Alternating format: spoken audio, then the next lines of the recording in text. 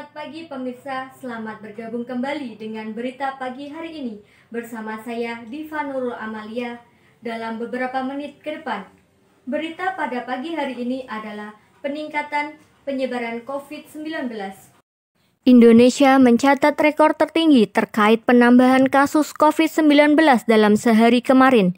Hari ini belum terlihat ada tanda-tanda penularan virus corona menurun. Hal ini terlihat dari masih tingginya penanganan pasien COVID-19 dalam sehari, yaitu di atas 5.000 orang.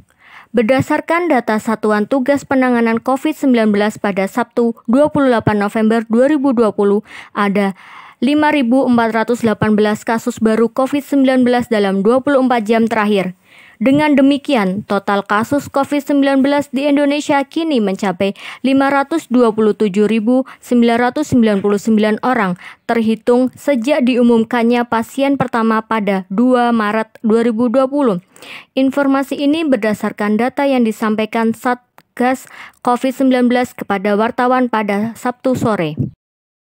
Meski kasus terus bertambah, harapan di tengah pandemi muncul dengan semakin banyaknya pasien COVID-19 yang sembuh. Dalam sehari, ada penambahan 4.527 pasien COVID-19 yang sembuh dan dianggap bebas dari infeksi virus corona. Mereka dinyatakan sembuh setelah pemeriksaan dengan metode polymerase chain reaction atau PCR memperlihatkan hasil negatif virus corona. Dengan demikian, total pasien COVID-19 yang sembuh kini mencapai 441.983 orang sejak awal pandemi. Akan tetapi, masih ada kabar duka dengan masih adanya pasien COVID-19 yang meninggal dunia. Pada periode 27 sampai 28 November 2020, tercatat ada 125 pasien yang tutup usia setelah terinfeksi virus corona, sehingga angka kematian akibat COVID-19 di Indonesia hingga saat ini berjumlah 16.646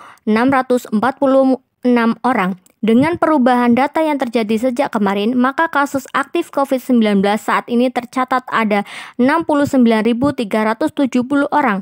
Kasus aktif adalah jumlah pasien yang masih menjalani perawatan, baik di rumah sakit atau isolasi sendiri. Selain kasus positif, tercatat juga ada 67.836 orang yang berstatus suspek.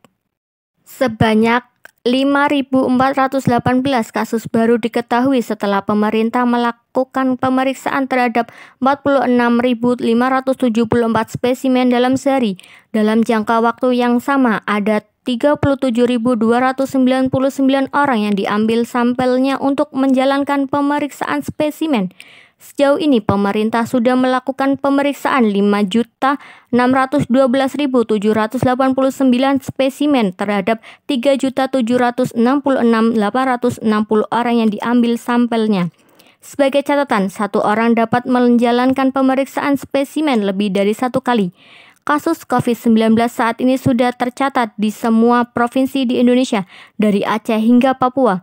Secara lebih rinci, ada 505 kabupaten atau kota dari 34 provinsi yang berdampak penularan virus corona.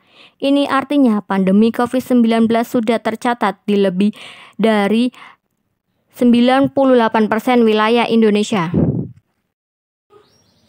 Pemirsa, informasi tadi sekaligus menutup perjumpaan kita hari ini. Saya Diva Nurul Amalia mengucapkan terima kasih atas perhatian Anda.